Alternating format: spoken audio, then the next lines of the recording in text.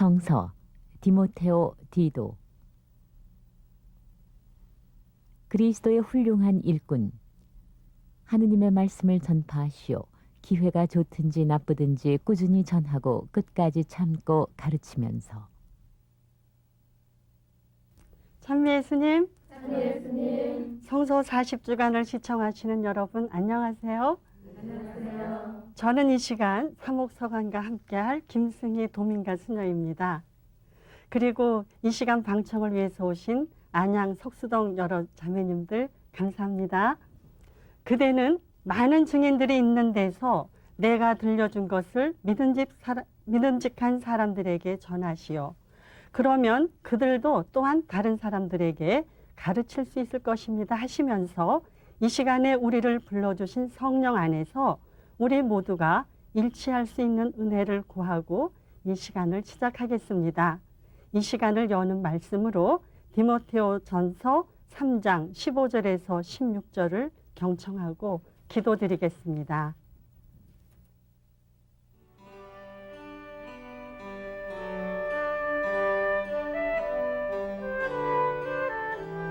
하느님의 집은 살아계신 하느님의 교회이고 진리의 기둥이며 터전입니다. 우리가 믿는 종교의 진리는 참으로 심오합니다.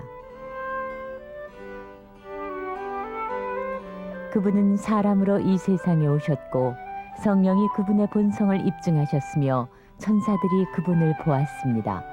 그분은 만방에 전해져서 온 세상이 그분을 믿게 되었으며 영광 가운데 승천하셨습니다.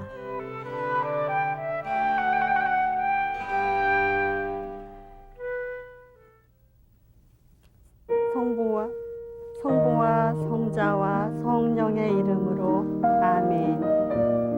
살아계신 하느님의 교회 안에 한 식구 되게 불러주신 고마우신 하느님 찬미 받으소서. 사목서간의 말씀을 듣고 새기려는 저희들을 성령으로 이끄시어 오늘을 사는 디모테오와 디도가 되게 하소서. 부족한 저희들의 믿음의 삶을 통해서 살아계시고 전파되는 당신의 전능하심을 깨달으며 그리스도의 훌륭한 일꾼으로 일어설 수 있는 축복을 주시며 이 시간 이끌어 주소서. 우리 주 예수 그리스도를 통하여 비나이다.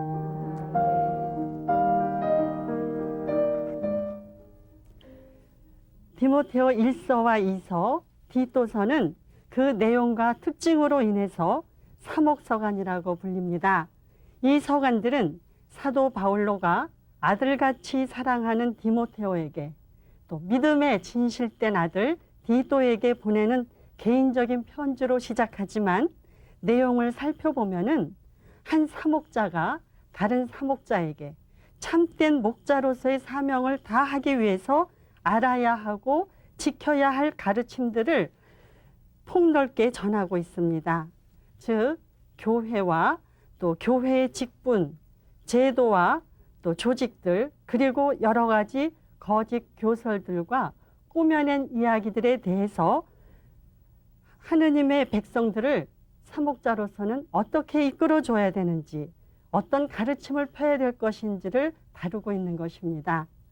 따라서 이 사목서가는 그 당시 교회의 감독직이나 장로, 봉사자의 선정 규정이나 임명 방식을 언급하고 교회 운영 방식에 관한 확고한 가르침을 펼침으로써 초기 교회의 제도와 교회론적인 가르침들을 또 실제적인 문제들이 어떠했는지를 알게 해주는 중요한 자료입니다. 이 시간에 참고하실 안내서는 성서 40주간 신약편의 제2권인 113쪽에서 123쪽을 참고하시면 되겠습니다. 그러면 이제부터 사목서간의 이해를 돕기 위한 배경과 또 각 서간의 구조를 간략하게 보면서 본문의 내용 해설에 들어가도록 하겠습니다.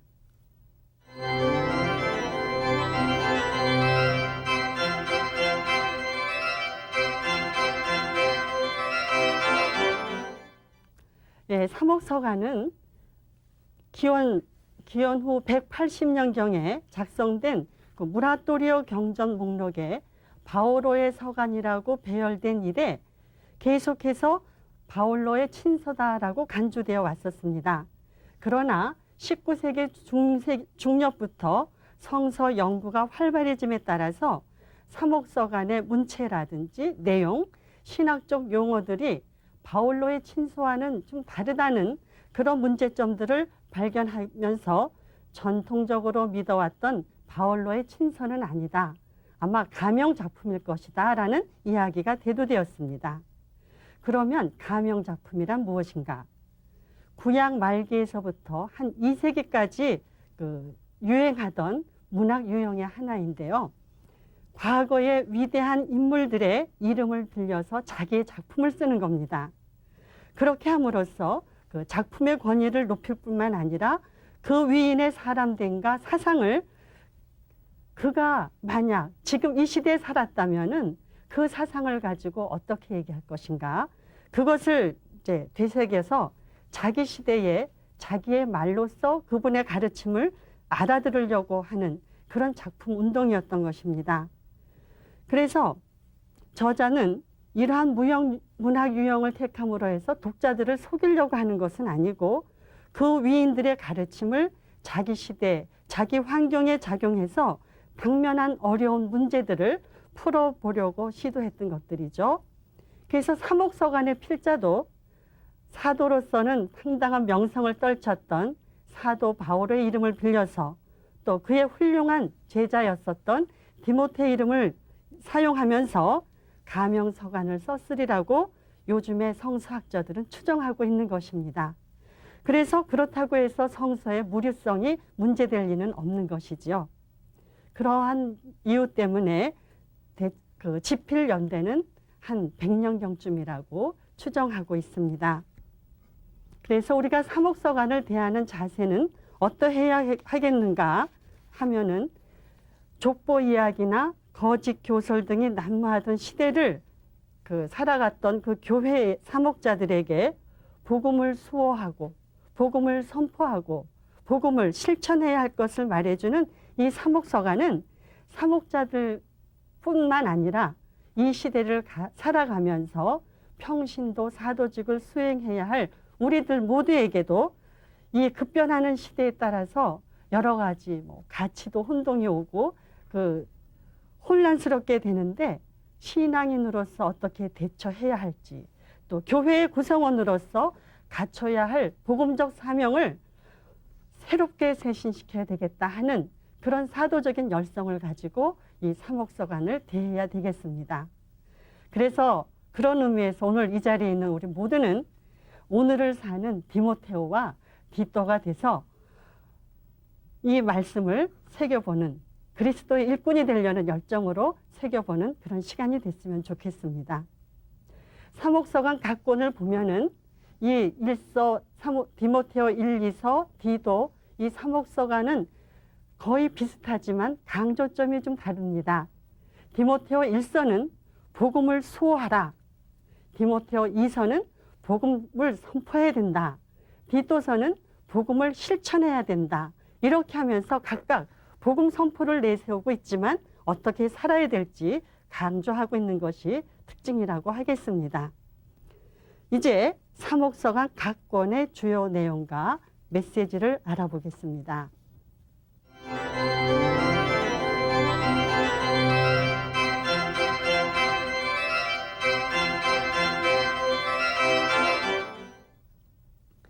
이 편지는 한 노련한 사목자가 자신의 사목 경험에 비추어서 한 젊은 사목자에게 주는 교의적인 가르침과 사목적인 조언 및 충고입니다.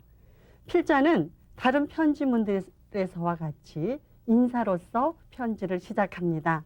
방청객에 계신 여러분께서 1장 1절에서 2절을 읽어주시겠습니다. 우리의 구세주이신 하나님과 우리의 희망이신 그리스도 예수의 명령으로 그리스도 예수의 사도가 된 나 바울로가 참된 믿음의 아들 디모데오에게 이 편지를 씁니다. 하느님 아버지와 우리 주 그리스도 예수께서 은총과 자비와 평화를 그대에게 내려주시기를 빕니다. 네. 하느님 아버지와 우리 주 그리스도 예수께서 은총과 자비와 평화를 주시는 비는 그런 인사로 시작되는 이 서간에서 바울로는 자신을 예수의 명령으로 사도가 되었다고 밝히면서 참된 믿음의 아들 디모테오에게 이 편지를 씁니다라고 하죠. 이렇게 하면서 디모테오와 바울로 사도가 참 친밀한 관계구나 하는 것을 드러내면서 또 동시에 이 편지는 바로 하느님의 뜻이고 명령이다라고 하는 점을 시사하고 있습니다. 따라서 이 짧은 서간이지만 이 서간의 무게는 바로 하느님의 무게다 하는 것도 드러내고 있습니다. 그럼 이 디모테오는 누구인가 하면은 사도행전 16장에 보면요. 데르베 사람으로서 이방인 아버지와 유다인 어머니 사이에서 태어났다고 이야기합니다. 그리고 바울로 사도의 1차 전도 여행 때 어머니와 함께 개종한 사람입니다. 한번 하느님의 사람으로 불리워서 신앙생활하게 된 디모테오는 아주 바울로 사도의 진실한 협력자가 돼서 열심히 바울로 사도의 선교 여행에 협조자로 따라다녔습니다. 그래서 신약 성서에 보면은 이 디모테오라고 하는 이름은 24번이나 나오고 있습니다. 도표를 보면서 이 내용을 일단 보겠습니다. 디모테오서는 일단 인사에 이어서 크게 네 부분으로 나눠서 볼 수 있겠는데요. 우선 첫째 부분은 거짓 교설에 대한 경고. 그 다음에 두 번째 부분은 교회의 규범들. 그 다음에는 교직자의 사명과 구성원들이 지켜야 될 규범들. 또 마지막 부분으로서는 여러 가지 권고 사항이 나오는 이런 내용으로 채워져 있습니다. 우선 첫째 부분 1장 3절에서 20절을 보면은 거짓 교설에 대한 경고, 또 자비심에 대한 감사 이렇게 제가 써놨는데요. 그리스도의 참된 일꾼으로서 먼저 해야 할 임무를 말하고 있는데 교회 지도자의 역할은 무엇보다도 먼저 이단자의 그릇된 가르침을 배격하는 일입니다. 즉 이단을 거슬러서 지금까지 살아왔던 참된 신앙을 그대로 보존하라고 필자는 권고하고 있습니다. 1장 4절의 말씀을 보면 꾸며낸 이야기나 끝없는 족보 이야기에 정신 팔린 사람들이 더러 있으니 그런 일을 못하게 하시오. 그것들은 쓸데없는 논쟁이나 일으킬 뿐이고 믿음을 통해서 구원을 얻게 해주는 하느님의 구원 계획에는 아무런 도움도 되지 않습니다. 이렇게 말하고 있습니다. 그래서 복음 선포는 어떻게 해야 되는 것이냐? 도표를 보면서 한번 말씀드리겠습니다. 사도 바울로는 디모테오에게 복음 선포는 토론이 아니다. 복음 선포는 믿음으로 표현해야 되는 것이다. 이렇게 말씀을 합니다.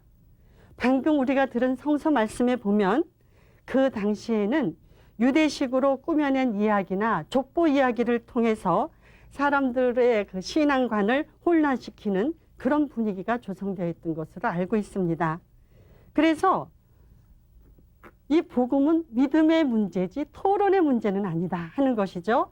그래서 복음 선포는 토론으로 누구를 설득시킬 것이 아니라 어떠한 상황에서도 깨끗한 마음과 맑은 양심으로 실천하는 사랑 행위가 더 중요하다. 이렇게 말씀을 하십니다. 맑은 양심이란 어떤 거겠습니까? 어쩌면 맑은 양심이란 말 그대로 무엇이든지 있는 그대로를 드러낼 수 있는 상태를 말하는 것일지 모르겠죠. 그래서 자기의 생각이나 주장을 드러내기보다는 자신을 통해서 드러내시고자 하는 하느님의 뜻을 오직 믿음으로 받아들여서 드러내는 것을 뜻한다고 말할 수 있겠습니다. 그 다음에 복음 선포는 믿음을 주신 하느님께 드리는 감사로 표현된다는 것입니다. 복음 선포자로서의 성공의 비결은 하느님께 드리는 지칠 줄 모르는 감사에 있다. 왜냐하면 복음 선포의 길은 하느님께서 주신 선물이고 복음 선포자를 통해서 힘이 되시는 분은 바로 그리스도 자신이기 때문에 우리는 복음 선포 일선에 나와서 일할 때 언제나 감사를 드려야 된다. 사도 바울로는 그래서 자기 서간을 통해서 한없는 자비와 용서로 불러주시고 일할 수 있게 해주신 하느님께 언제나 감사를 드립니다. 특별히 13절에 보면은 내가 전에는 그리스도를 모독하고 박해하고 학대하던 자였습니다. 그러나 그것은 내가 믿지 않을 때 모르고 한 일이었기 때문에 하느님께서는 나를 자비롭게 대해 주셨습니다. 라고 고백했는데요. 이는 바울로의 전 생애를 통해서 그 생애를 사로잡는 그런 감사였습니다. 그래서 다른 서간에서도 바울로는 입을 열기만 하면 감사가 넘쳐 흐릅니다. 이 사목서간은 오직 디모테오나 디도에게만 보낸다고 하기보다는 부족하기 짝이 없지만 하느님이 불러주시고 용서와 자비로 감싸주시면서 당신의 말씀을 선포할 그런 은총을 주신 우리 모두가 또 사목자들이 수행해야 할 성경의 비결로서 전수받아야 될 것, 감사입니다. 그래서 우리가 하느님을 믿고 살기 때문에 하느님께 드리는 감사는 어떨까? 우리 자신을 좀 돌아보면 좋겠습니다. 그 다음엔 복음 선포의 방법으로 맑은 양심으로 표현해라 그랬습니다. 바울로 사도는 좋은 선원에 비유하면서 복음 선포자는 오직 하느님 말씀을 전하기 위해서 믿음과 맑은 양심을 가지고 싸워야 된다. 이렇게 말합니다. 어떤 사람들은 양심을 저버렸기 때문에 파손당했습니다. 라고 경고하시면서 이렇게 맑은 양심에 대해서 다시 한번 강조하시거든요. 우리의 마음의 주인은 누구일까요? 우리도 맑은 양심을 갖기 위해서는 어떻게 해야 될지. 그러면은 이 성서를 위해서 뜻그림을 그려주신 것을 보면서 그 그림 설명을 해보겠습니다. 이 뜻그림을 보면 한 손에는 십자가 지팡이를 쥐고 다른 한 손은 사목자의 머리 위에 안수를 하시는 그리스도 예수님이 보입니다. 예수님 앞에 서 있는 사목자는 몸집이 작을 뿐 예수님과 같은 모습이죠. 이로써 사목자가 바로 작은 예수님임을 상징합니다. 사목자의 안수를 받는 군중의 표정은 갖가지인데요. 고개를 위로 들어서 주님의 축복을 기다리는 사람, 겸손하게 머리를 숙여서 안수를 받는 사람, 아예 주님의 일에는 관심도 없어서 등을 돌리거나 얼굴조차 알아볼 수 없을 만큼 희미한 사람들의 모습도 보입니다. 사목서간 저자의 주장대로 머리를 가린 여인들도 보입니다. 이 모든 형태의 사람들 안에 우리 자신은 어디에 속하는 것일까요? 한 가지 공통점은 가깝든 멀든 간에 예수님을 중심으로 모인 사람들 모두가 어두운 세상에 있는데도 하느님 소단에서 비추시는 그 빛에 감싸여 있다는 것입니다. 작은 예수인 사목자와 하느님께 예배를 드리는 교회 공동체를 묵상하는 그런 뜻그림이라고 말할 수가 있겠습니다. 그러면 두 번째 부분으로서 디모테후서 2장 1절에서 3장 16절 교회의 규범들 이렇게 해놨는데요. 교회가 드리는 참된 예배와 교직자는 누구인가 하는 이야기입니다. 하느님의 영광을 현양하는 교회에서 어떻게 해야 합당하게 예배하게 되는가? 공적 예배에 대한 원칙을 내려주고 있는데요. 이 부분에서 특별히 강조하는 것은 기도의 지향입니다. 누구를 위해서 기도를 드릴 것인가? 교회의 공적 기도는 모든 사람을 위해서 바쳐야 합니다. 그래서 저자는 왕들과 높은 직위에 있는 사람들을 위해서 기도하고 교회의 모든 사람을 위해서 기도해야 한다고 가르쳐 줍니다. 오늘날 우리도 미사를 드릴 때 보편지향 기도를 바칠 때 교회를 위해서, 세계 평화를 위해서, 나라를 위해서, 또 소외된 자를 위해서 꼭 지향을 바치죠. 예, 연결해서 우리가 알아들을 수 있습니다. 그리고 이어서 기도를 드릴 때 바른 자세는 어떠해야 되는가? 이 기도 장소에서의 어떤 정숙해야 될 것을 말하는데요.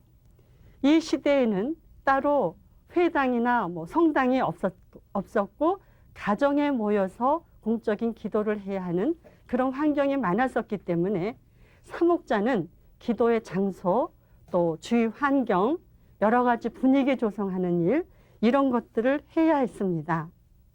그리고 특별히 강조하는 것은 기도할 때의 바른 자세로서 기도소에서 성을 내거나 다투거나 해서는 안 된다는 것이죠. 그러지 않고 차라리 깨끗한 손을 쳐들어서 기도를 해야 된다 그랬습니다. 거룩한 손, 화해하는 손, 어쨌든 우리의 이 손은 여러 가지 상징적인 의미를 많이 내포한다고 보겠는데요. 여기서는 이스라엘 사람들이 승리하도록 전쟁에 나갔을 때요, 모세가 손을 쳐들고 기도하고 있었죠.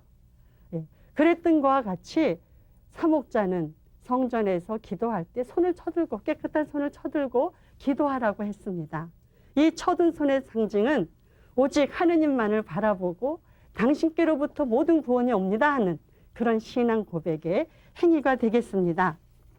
오늘날도 우리 미사 드릴 때요, 신부님이 기도합시다 하시면서 공동체적인 기도하실 때 손을 쳐드시죠.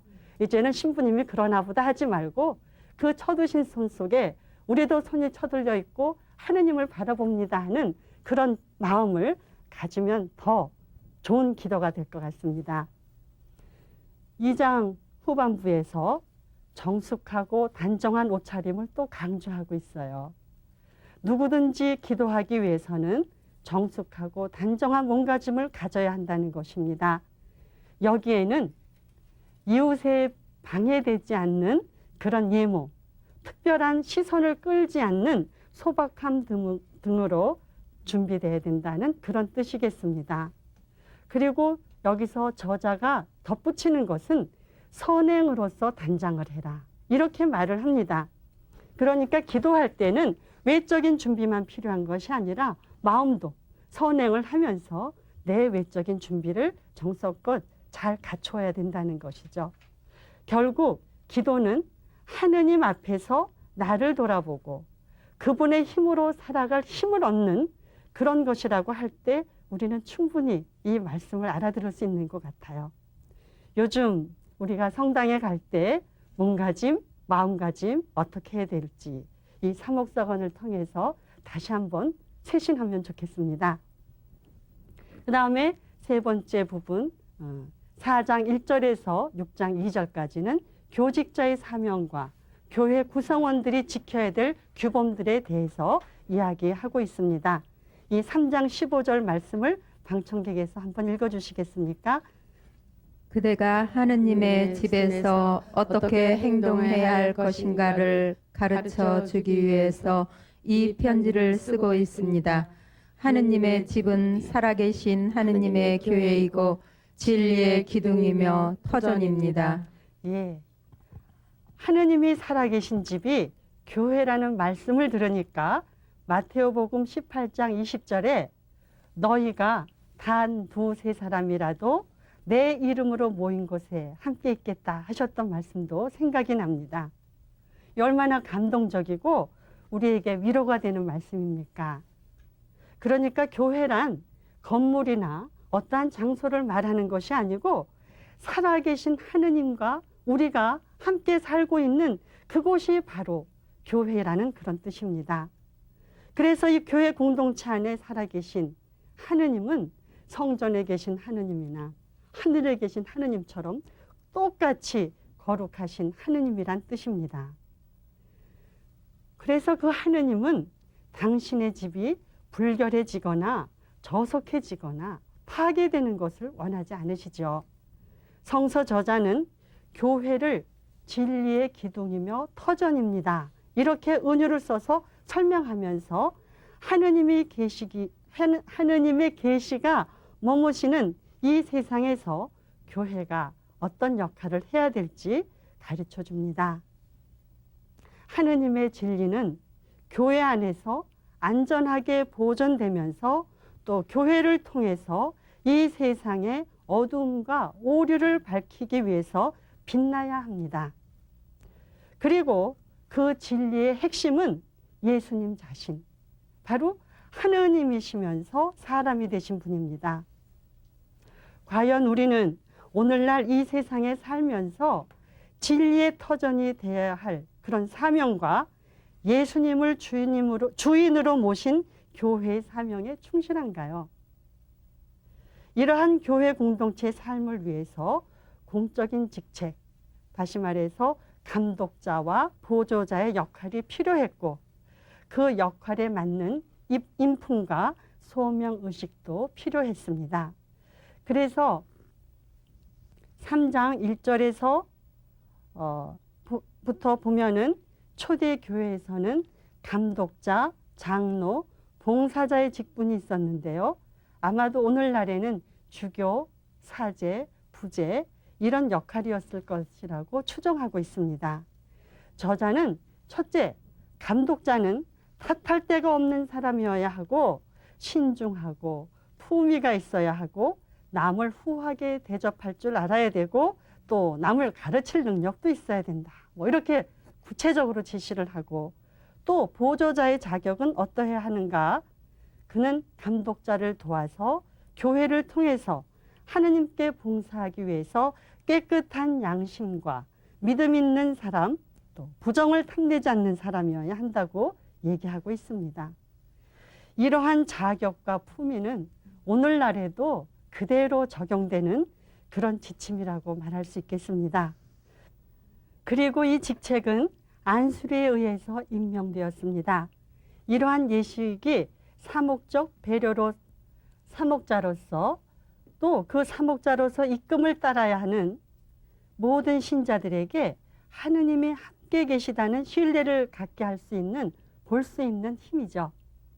그 다음 이제 교직자의 사명과 언행에 대해서 여러 가지 구성원들이 지켜야 될 규범들이 나옵니다.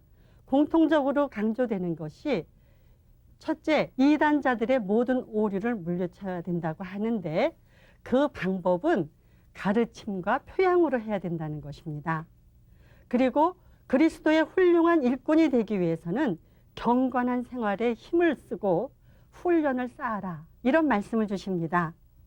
사목서관에서 경건함이란 결혼하지 않거나 뭐 음식을 가려 먹지 않거나 이런 것을 말하는 것이 아니고 기도와 올바른 생활하는 것을 말하는 것입니다. 그래서 기도와 올바른 삶을 살기 위해서는 훈련이 필요하다고 강조하면서 여러 가지 실천해야 될 사항들을 구체적으로 말씀하시는데요. 4장 11절에서 15절의 말씀을 명심해서 들어보겠습니다.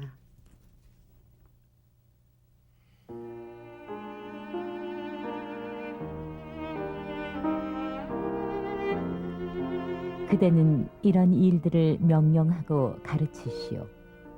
젊다는 이유로 남에게 멸시를 당하지 말고 도리어 말에나 행실에나 사랑에나 믿음에나 순결에 있어서 신도들의 모범이 되시오. 내가 갈 때까지 성경 읽는 일과 격려하는 일과 가르치는 일에 힘쓰시오. 그대가 선물로 받은 그 거룩한 직무, 곧 원로들이 그대에게 안수하며 예언해준 말씀을 통해서 그대에게 맡겨진 직무를 등한히 하지 마시오. 이 직무에 전념하고 정성을 다하시오. 그리해서 그대가 발전하고 있음을 모든 사람이 보고 알 수 있게 하시오.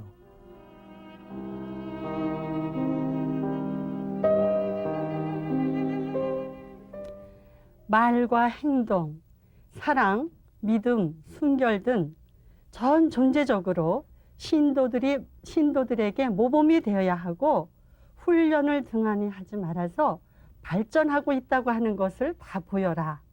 이러한 말씀에 의해서 이어서 사목자가 신도들을 대할 때에는 연령층에 맞게 어머니나 아버지나 형제나 자매처럼 모든 인간관계를 좋게 순결한 마음으로 하라고 또 권고합니다. 이어서 그 당시 소외계층에 밀려져 있었던 과부들에게 또 교직자로서 수고가 많으신 원로들에게 어떻게 해야 될지 그 지침을 내리면서 마지막으로 여러 가지 권고들을 내려줍니다. 사목자들에게 신앙인들은 어떻게 해야 할 것인가? 믿음의 싸움을 잘 싸워서 영원한 생명을 얻으려면 여러 가지 우리를 현혹시키는 이단들, 또 자기도 모르게 생기는 그런 마음속에서부터 생기는 탐욕들을 거슬려서 믿음을 지키려면은 정의와 경건, 믿음, 사랑, 인내, 온유들을 추구해야 된다는 것이죠. 그래서 우리 주 예수 그리스도께서 다시 오실 때까지 맡은 사명을 나무랄 데 없이 온전하게 수행해야 된다. 다시금 6장 12절의 말씀을 읽으면서 믿음의 싸움을 잘 싸울 수 있는 은혜를 구해야 되겠습니다. 믿음의 싸움을 잘 싸워서 영원한 생명을 얻으시오. 하느님께서 영원한 생명을 주시려고 그대를 부르셨고 그대는 많은 증인들 앞에서 훌륭하게 믿음을 고백하였습니다.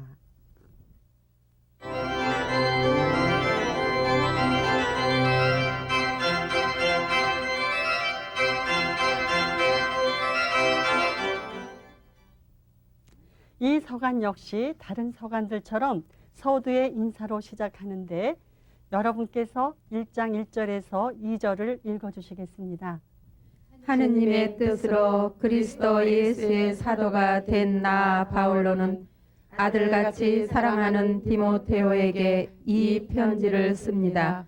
하느님께서는 그리스도 예수와 연합하는 자에게 생명을 주시기로 약속하셨고 그 약속을 선포하는 사명을 나에게 맡기셨습니다. 하느님 아버지와 우리 주 그리스도 예수께서 은총과 자비와 평화를 그대에게 내려주시기를 빕니다. 예, 아들같이 사랑하는 디모데오에게 이 편지를 씁니다. 그래서 이 편지의 시작은 디모데오 1서보다 훨씬 개인적인 성격을 띈 것 같은데요. 이 디모데오 2서 역시 한 개인에게 보내는 것이 아니라 교회의 직분을 맡고 있는 사목자에게 보내는 공적인 편지입니다. 이제 도표를 한번 보면서 말씀드리겠습니다.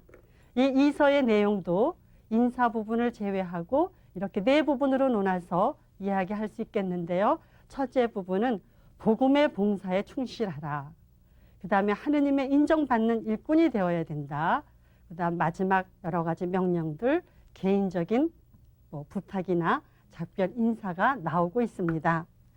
우선 복음의 봉사에 충실하라고 하는 그 내용을 보면은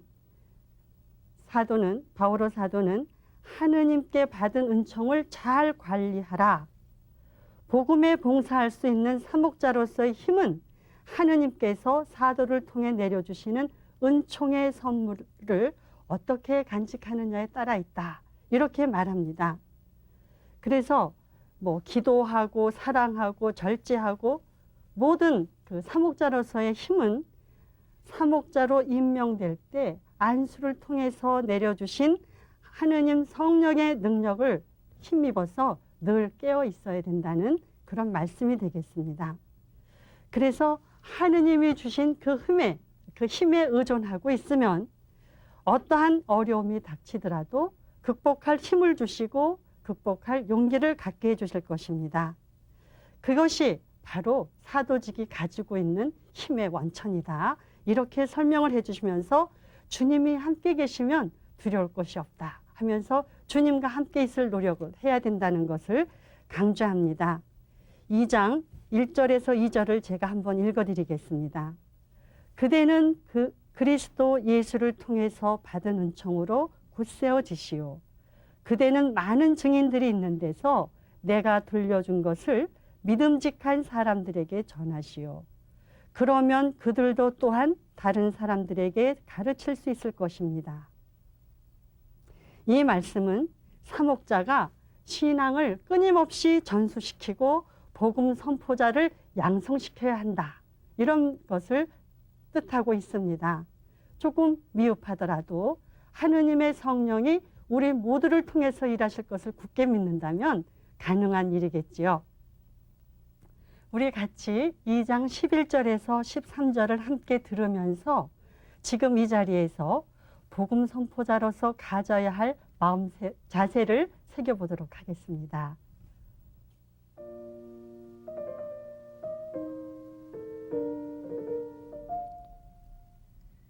우리가 그분과 함께 죽었으니 그분과 함께 살 것이고 우리가 끝까지 참고 견디면 그분과 함께 다스리게 될 것이다.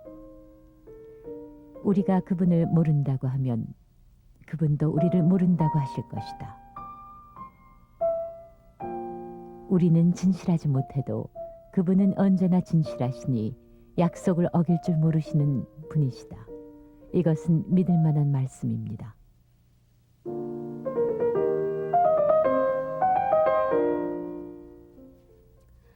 예, 이어서 두 번째 부분요. 인정받는 일꾼은 어떠해야 되는가? 복음 선포자는 하느님께 인정받는 일꾼이 되라 하고 말합니다. 순환과 십자가의 죽음을 통해서 부활하신 예수 그리스도가 사목자가 설교하는 내용의 핵심이 되어야 된다는 것이죠. 속되고 헛된 말을 피하고 언제나 그 논쟁에 휘말리지 말고 복음 선포자가 이야기해야 하는 그 말씀의 내용은 언제나 순환하시고 돌아가시고 부활하신 예수 그리스도가 핵심 내용이어야 된다는 그 말씀을 강조합니다. 그리고 사목자는 그리스도교적 생활과 사랑의 정신을 갖기 위해서 온갖 욕정에서부터 해방되라. 예, 여기서 욕정이라고 표현하니까 그것은 무엇을 말하는가 하게 생각할 수 있는데 우리가 흔히 갖게 되는 어떤 물질적인 욕심이라든지 명예를 따르는 욕심이라든지 이런 거에서 순수하게 하느님만을 바라보는 신앙인으로서의 마음을 다스려라. 그래서 어쩔 수 없이 인간적인 것 때문에 그런 욕심에 빠질 수 있지만 다시 예수님을 바라보면서 회심하는 그런 일꾼이 되어야 되겠다 하는 것을 이야기합니다. 그리고 마지막 명령으로서 3장 1절에서부터 4장 8절까지 이야기가 나오는데 3장 1절에 보면 마지막 때 어려운 시기가 닥쳐올 것이다. 이런 말씀으로 시작하는데 여기서 마지막은 종말을 이야기한다기보다는 그 당시 성서가 쓰여질 당시 아니면 지금 성서를 읽을 당시를 말하는 그런 표현이라고 보겠습니다. 언제나 하느님 없이 인간이 중심이 되어서 세상을 움직일 때 인간의 모습이 어떻게 되는가? 인간은 이기주의에 흐르고 돈만 알게 되고 뽐내고 교만해지고 그렇게 되니까 악랄하고 부모한테 효도도 하지 않고 감사할 줄도 모르고 경건해지지도 않고 뭐 이런 이야기를 쭉 하다 보니까 인간이 만드는 삶은 초대교회 때나 지금이나 똑같구나 하는 생각을 하게 되죠. 그래서 하느님이 주인이 되지 않는 세상을 살 때 이 세상에 벌어지는 일들은 한심합니다.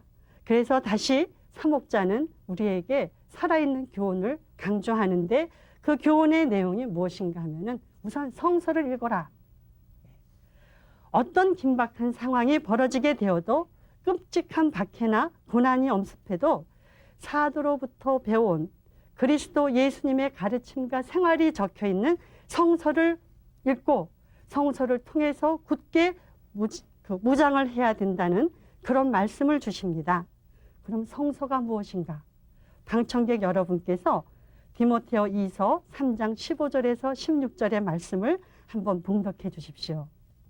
성경은 그리스도 예수를 믿음으로써 구원을 얻는 지혜를 그대에게 줄 수 있는 것입니다.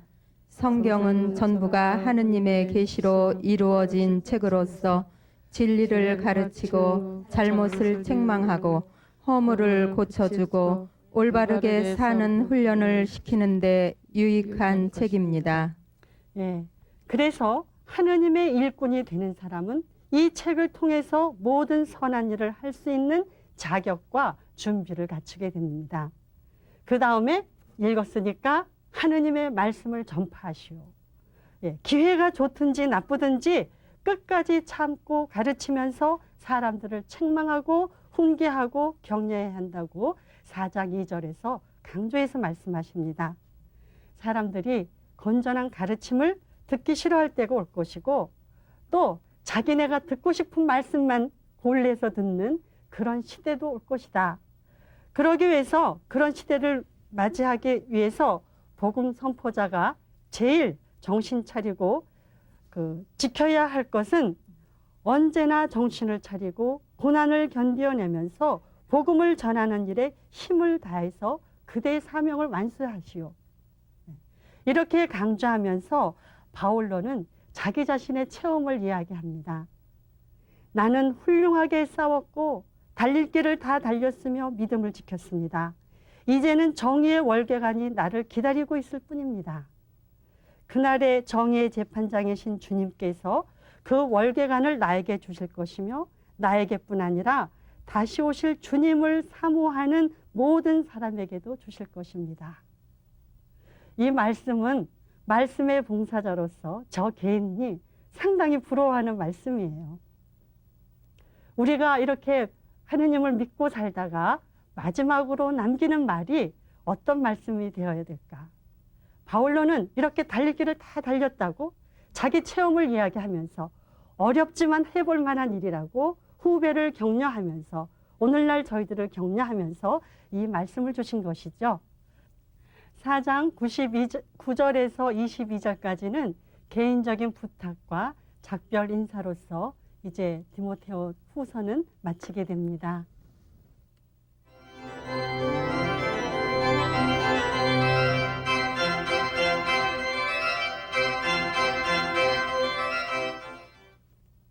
이 편지에서 저자는 디도에게 감독과 장로들을 임명해서 교회 공동체의 질서를 확립할 것과 이단을 거슬려서 싸우고 교회 내 각계각층의 신자들을 잘 보살피라고 권고합니다.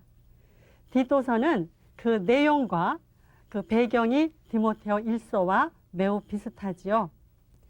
이 두 서간에서 발신인이 수신인들에게 사목자의 임무를 설명하면서 교회의 사목자들에게 요구되는 자질, 책임에 대해서 힘있게 말합니다.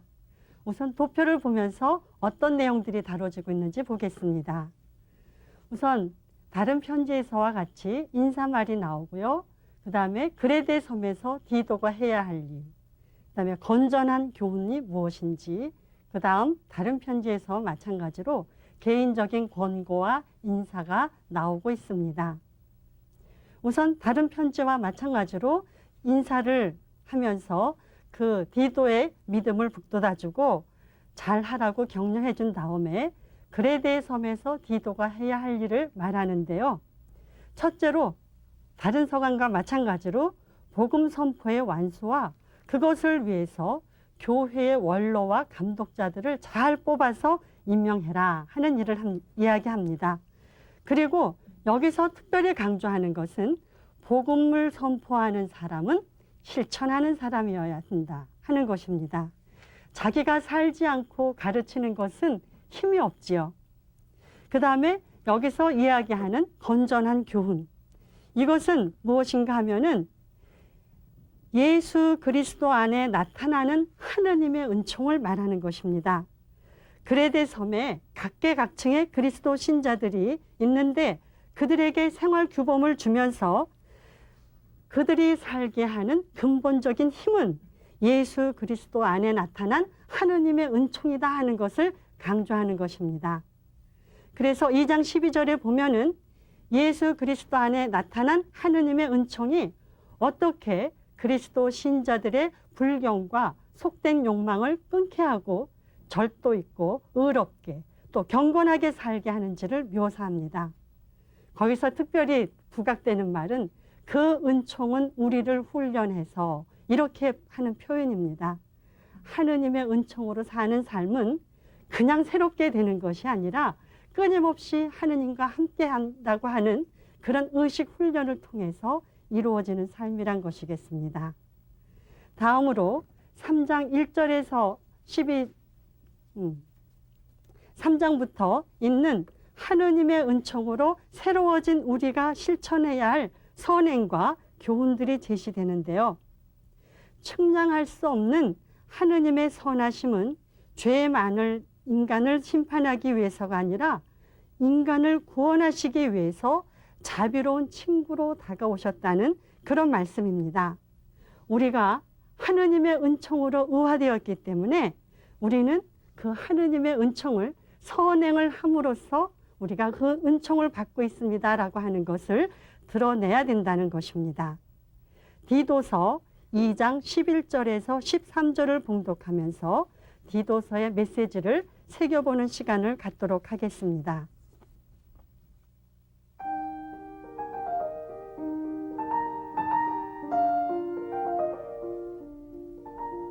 하느님의 구원의 은총이 모든 사람에게 나타났습니다. 그 은총은 우리를 훈련해서 우리로 하여금 불경건한 생활과 세속적인 욕심을 버리게 하고 이 세상에서 정신을 차리고 바르고 경건하게 살게 해줍니다. 그리고 위대하신 하느님과 우리 구세주 예수 그리스도께서 영광스럽게 나타나실 그 복된 희망의 날을 기다리게 해줍니다.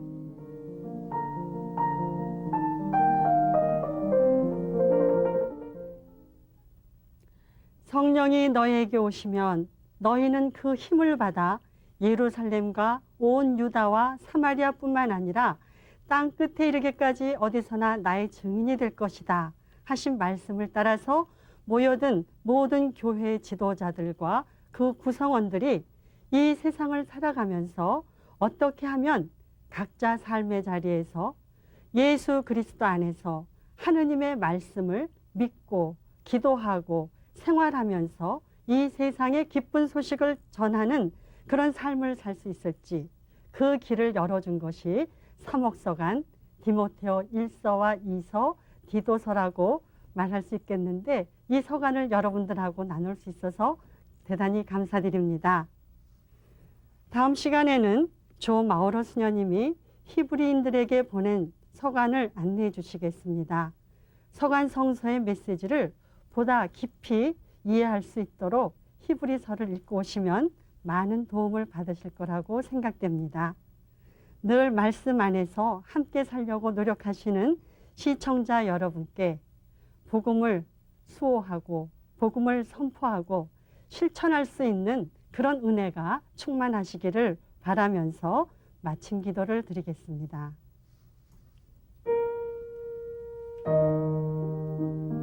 성부와 성자와 성령의 이름으로 아멘.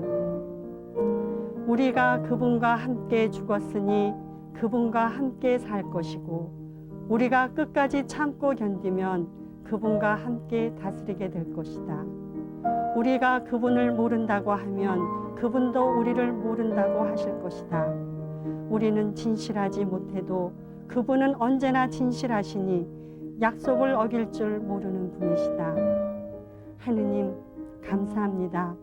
찬미와 영광을 세세 영원히 받으소서. 아멘. 성부와 성자와 성령의 이름으로 아멘.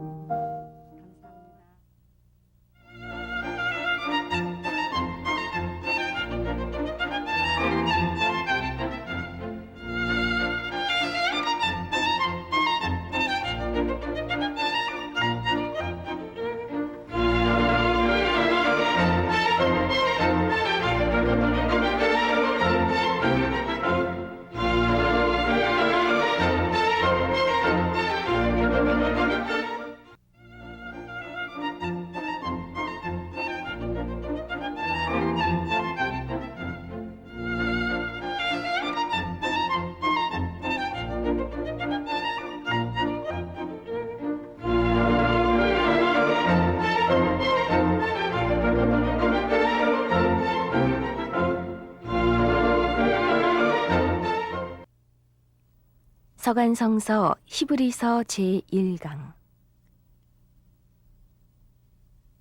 영광의 아들이신 그리스도 주님, 당신은 태초에 땅의 기초를 놓으셨으며 하늘은 당신 손의 업적입니다. 참 예수님, 시청자 여러분 반갑습니다. 또 귀한 시간 이렇게 복원해 주신 방청객 여러분께도 감사드립니다. 히브리서 말씀을 봉사할 조화선 마을호 수녀입니다. 시청자 여러분께 영광의 하느님께서 히브리서 말씀으로 함께 해주시기를 기도하면서 시작 말씀으로 1장 1절에서 3절의 말씀을 봉독하겠습니다.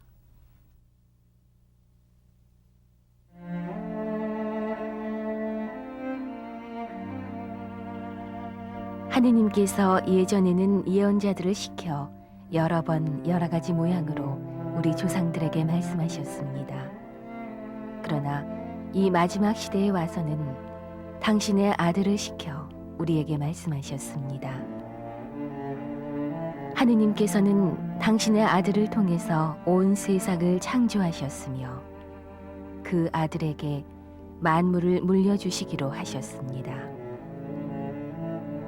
그 아들은 하느님의 영광을 드러내는 찬란한 빛이시요 하느님의 본질을 그대로 간직하신 분이시며 그의 능력의 말씀으로 만물을 보존하시는 분이십니다. 그분은 인간의 죄를 깨끗하게 씻어주셨고 지극히 높은 곳에 계신 전능하신 분의 오른편에 앉아 계십니다.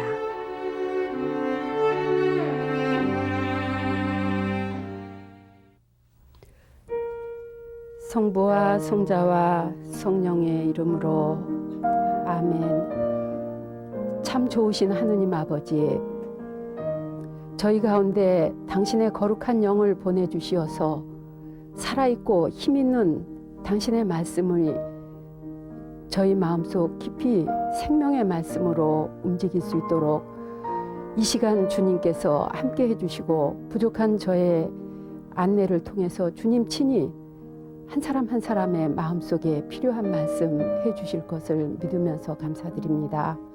이 모든 말씀 우리 어머니 성모님과 성요셉과 한국의 모든 순교자들과 함께 우리 주 예수 그리스도를 통하여 비나이다.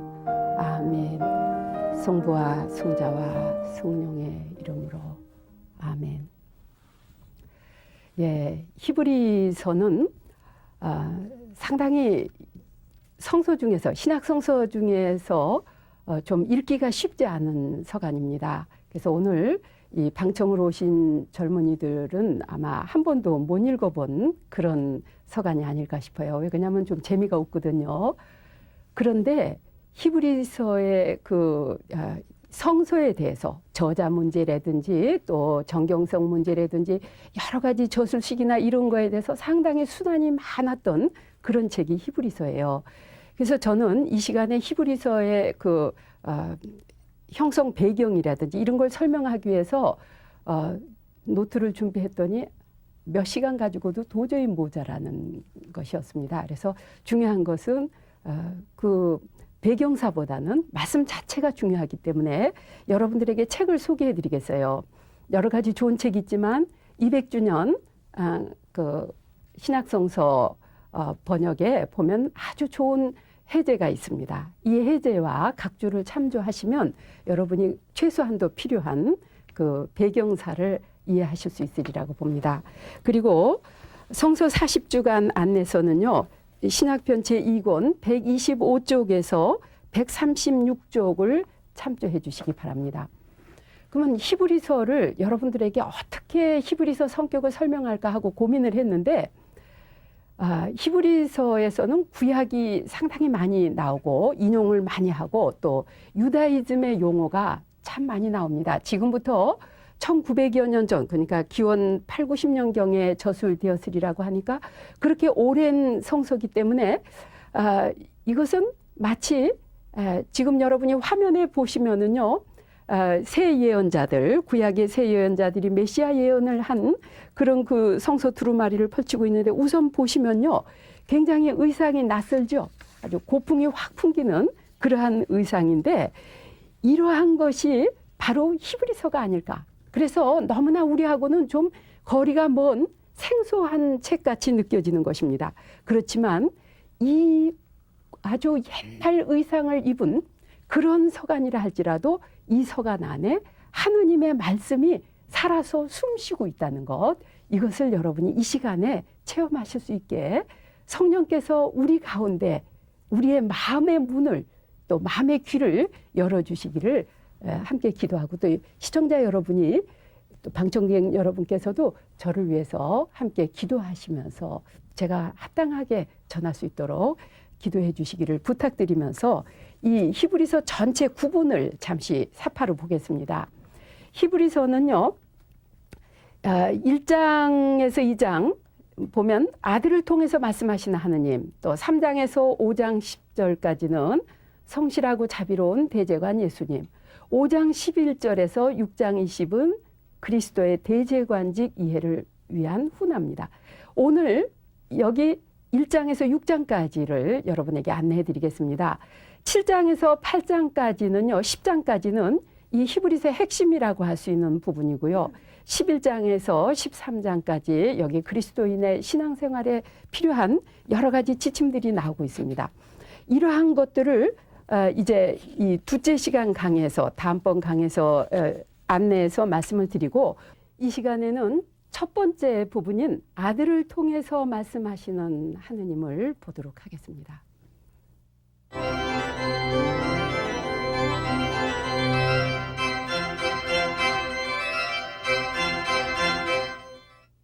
초대교회 장엄한 설교 유형으로 시작하고 있는 이 1장 1절부터 4절을 서언이라고 하는데요. 이 머리말 부분에서 이 먼저 1장 1절에서 2절의 말씀을 우리가 다 함께 큰 소리로 봉독하기로 하겠습니다.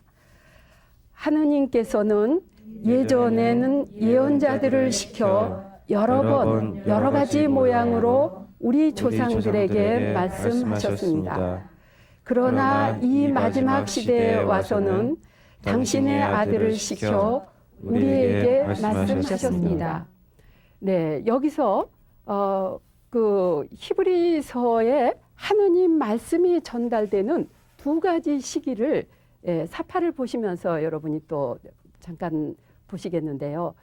하느님 말씀이 전달되는 것은 예전에는, 예전이라고 하는 거 구약입니다. 여러 번 여러 가지 모양으로, 그러니까 꿈이라든지 현시라든지 여러 가지 상징, 지금까지 우리 성서 40주간에서 구약편을 쭉 했을 때 이 다양한 방법이 나오고 있었습니다. 우리가 예언서편에서 많이 봤는데요. 또 그 역사서편이라든지 여기에서 말씀하실 때는 성서 저자들을 통해서, 예언자들을 통해서 말씀하셨어요. 그러나 이 마지막 날이라고 하는 것은 예언서의 그 전형적인 메시아 시대를 표현하고 있죠. 이때는 아들을 통해서 직접 말씀하셨다. 이것이 바로 이제 우리가 여기서 하시는 말씀인데요. 이 말씀에 대해서 이 사파로 이렇게 제가 내용을 간단히 말씀을 드렸는데, 저는 이 강의, 그 안내 강의를 준비하면서 1장 1절에서부터 4절의 말씀을 며칠 동안을 이 말씀에 머무르면서 더 이상 나가지를 못했어요. 이 말씀을 그냥 이렇게 머리로만 들을 것이 아니라 마음으로 읽을 때 기가 막힌 말씀입니다.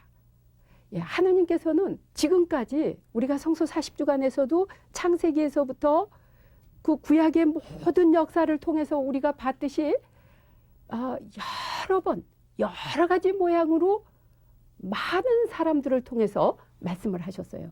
그러나 사람들은 그 하느님의 말씀을 못 알아듣기 때문에 이제 마지막 시대에 와서는, 이 신학 시대, 예수님 시대에 와서는 이제는 예언자들이 아니라 아들을 통해서 직접 말씀하셨다.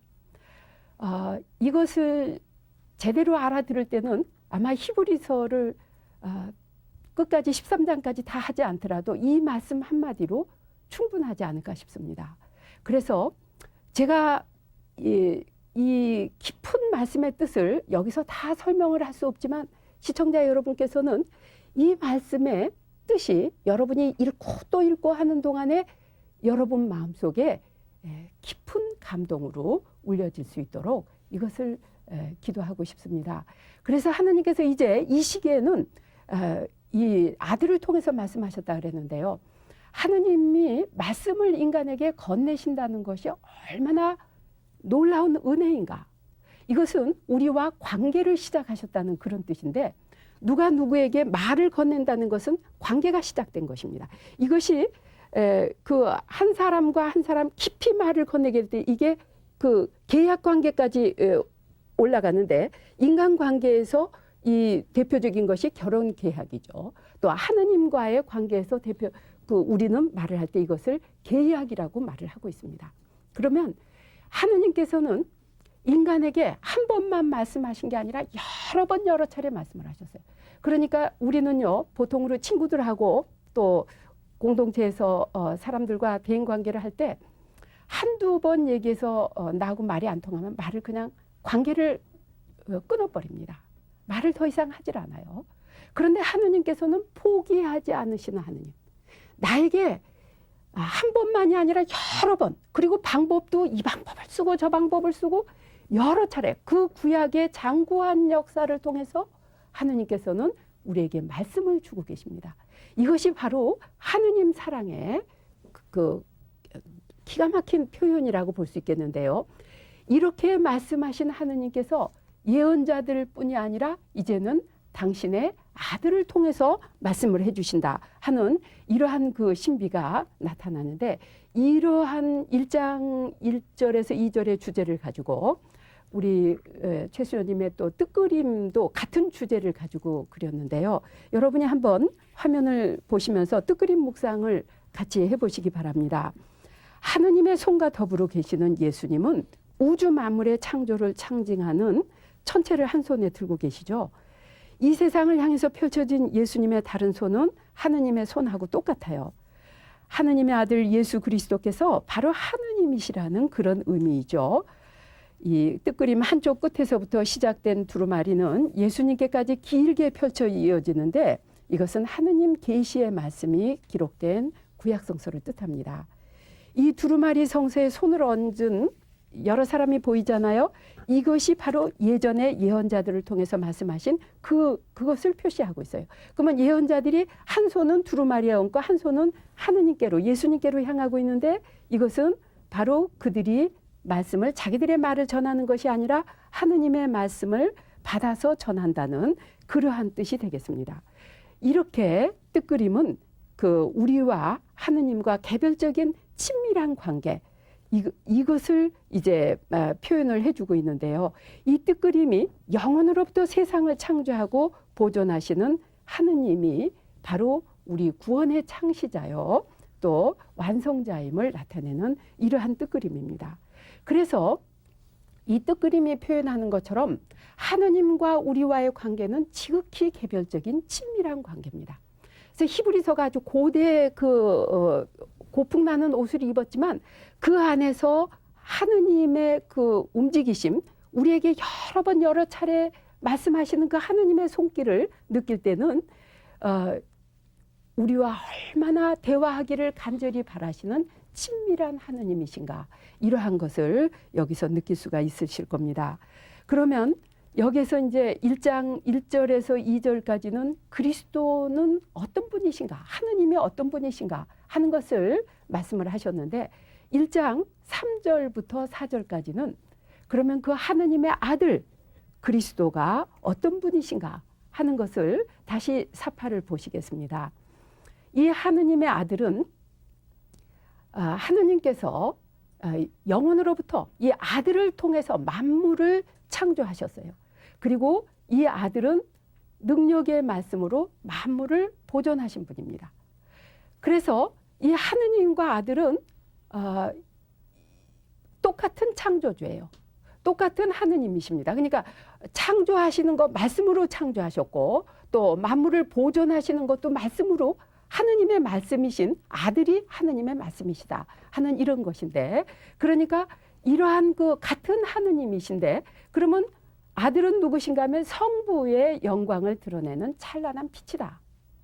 그리고 이 빛은 그러니까 하느님의 빛으로서 이 성자는 인간의 죄를 씻으시고 성부 오른편에 앉으신 이러한 분이다. 이렇게 설명을 하시는데 이 히브리서 말씀이요. 이렇게 여러분이 언뜻 들으면은 좀 어렵습니다. 아들을 통해서 창조하시고 뭐 이렇게 다 어려운데 아주 몇 마디로 쉽게 말씀드리겠어요. 여러분이 창세기 1장에 보시면 하느님께서 말씀으로 세상을 창조하셨죠. 그 말씀이 아들이라는 거예요. 하느님 천주 성자라는 것입니다. 그리고 그 말씀으로 세상을 창조하신 하느님께서는 창조를 한 번에 끝이시는 게 아니라 계속 보존하시는 것, 끊임없는 창조예요. 계속적인 창조인 것입니다. 그런데 이런 그 창조를 위해서 인간에게 창조를 다 하시고 만물의 영장으로 창조하신 하느님께서 인간에게 굉장한 사명을 주셨어요. 창세기 1장 28절에 보면 만물을 정복하고 다스리라. 이런 말씀을 하십니다. 그러니까 인간이 이것은 우주의 주인으로 주인이신 하느님께서 인간을 그 아래 관리자로 놓으신 것이죠. 그러면 여기서 만물을 정복하고 다스리라는 이것이 이 만물을 생태계를 파괴하려는 말이 아니라 이것은 바로 이 지혜서 9장에 나오는 대로 거룩하고 하느님의 의향에 맞도록 잘 보존하고, 그러니까 예수님께서 아들이 하느님의 말씀이 만물을 창조한 것을 보존하듯이 인간 역시 만물의 영장으로서 하느님의 창조물을 보존하라고 하시는 그런 말씀인 것이에요. 이 인간의 그 사명이 기가 막힌 사명인 것입니다. 그러면 이 인간이 어떤 인간인가? 이 인간에 대해서 이제 말씀을 하면서 히브리서는 1장 3절에 보면 인간으로 나신 아들, 하느님의 아들이 누구신가를 또 여기서 표현을 하고 있습니다. 그 하느님의 아들은 천사들보다도 더 높으신 분이다. 그러니까 천사의 칭호보다 더 높은 아들의 칭호를 받으셨다. 이렇게 3절에 말씀을 하고 계시는데 여러분들이요, 천사라는 말이 이제 히브리서에 많이 나오는데 천사라고 하는 말 들으면 좀 어색하실 거예요. 그렇죠. 우리 시대에 정말 천사가 보이지 않는데 그런데 이 히브리서가 쓰여지던 2000여 년 전 당시 그리고 이 천사를 여러분이 천사에 대해서 얼마나 실질적이었나 하는 것이 화면에 계속 나오고 있는 그 천사에 관한 그림을 보시는 것처럼 15세기, 13세기, 12세기, 11세기 이런 그 그림들이요. 그때 사람들도 바로 이 천사가 이 사람들에게는 전혀 생소한 그림이 아니고 그 생소한 존재가 아니고 실제로 자기네 주변에서 움직이고 살아계시는 그러한 피조물로 느꼈던 것입니다. 이런 그 천사보다 그리스도는 훨씬 높은 존재시다. 이러한 것을 표현하고 있어요. 그런데 요즘 우리 시대에 다시 이 천사에 대해서 여러분이 아까 화면에 보신 것처럼 천사들이 하나같이 그리스도를 경배하는 것으로 그리스도를 흠숭하는 그런 모습으로 나타나는데 그러니까 그리스도 예수님은 천사보다 훨씬 높으신 분이다. 이렇게 말씀을 하시는데 이것이 초세기부터 잘못돼서 그릇된 천사 신앙으로 흘렀던 것을 사도 바울로가 골로사이서에서 이 책망하시는 그러한 것이 나오고 있어요. 그런데 요즘 우리 세기에 또다시 이런 그 위험한 그릇된 천사 신앙이 퍼져가고 있는 것, 이것을 우리가 또 히브리서로서 바로 잡아야 되지 않나 이렇게 생각이 듭니다. 그러면 이제 히브리서 1장 3절에서부터 4절까지 이 말씀은 히브리서 전체 내용을 함축하고 있는 것이기 때문에 좀 길게 말씀을 드렸는데요. 이제부터는 1장 5절에서부터 2장 18절 사이에 그리스도의 이름이 나오고 있는데 예수 그리스도가 누구신가 하는 것에 대해서 우선 1장 10절에서 13절의 말씀을 들으신 다음에 계속하기로 하겠습니다.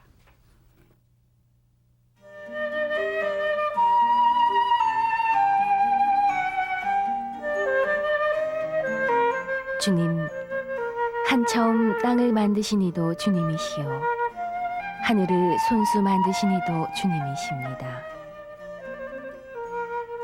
하늘과 땅은 없어질지라도 주님은 영원히 계십니다.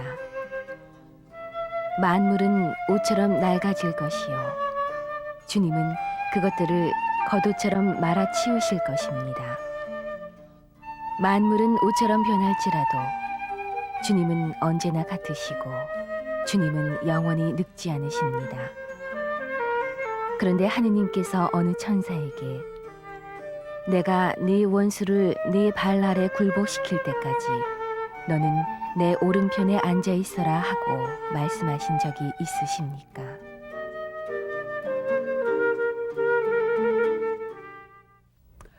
예, 그리스도 예수님은 하느님의 아들로서 천사보다 훨씬 높으신 분이라는 것 설명을 하고 있습니다. 그런데 이러한 것을 이제 히브리서는요, 다른 어떤 신약 성서보다도 구약 성서를 굉장히 많이 인용을 해요.